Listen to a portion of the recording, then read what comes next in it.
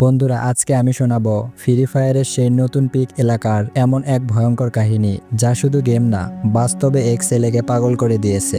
গল্পটা সত্যি কিনা জানি না, কিন্তু যারা শুনেছে তারা আজও সেই এলাকায় নামতে ভয় পায়।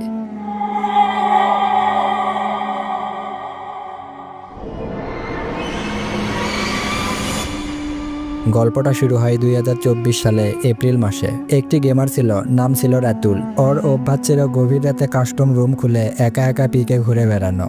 সে বলতো রাত 3টায় পিকে একটা আলাদা মজা আছে। একদিন রাত 3:10 সে ঢুকলো একটা সোলো কাস্টম রুমে। কেউ নেই, একদম একা। সে গেম শুরু করলো আর নামলো নতুন পিকের ঠিক মাঝখানে। চারদিকে হালকা লাল আলো, ঠিক যেন কোনো হরর সিনেমার দৃশ্য। হঠাৎ সে লক্ষ্য করলো একটা ঘরের ভিতরে প্লেয়ার দাঁড়িয়ে আছে, কিন্তু অবাক করা বিষয় হলো তার গায়ে কোনো নাম নেই, আর স্কিনটা ছিল সম্পূর্ণ কালো, চোখ দুটো ছিল আলোযুক্ত লাল। রাতুল ভাবলো এটা হয়তো গিলিস। সে ওই ঘরের ভিতরে ঢুকতেই হঠাৎ ক্যারেক্টার একদম নিজে নিজে হাঁটা শুরু করে দেয়। কোনো কন্ট্রোল কাজ করছিল না তার। ঘরের ভিতর ছিল একটি আয়না, আর আয়নার ভিতরে সে নিজেকে দেখতে না পেয়ে বরং একটি মৃত্যু ছেলের ছবি দেখতে পারে। চোখ নেই, গলা নেই, আর পাশে লেখা ছিল, তুমি এসেছো আমার জায়গা নিতে, এবার তোমাকে এখানেই থাকতে হবে।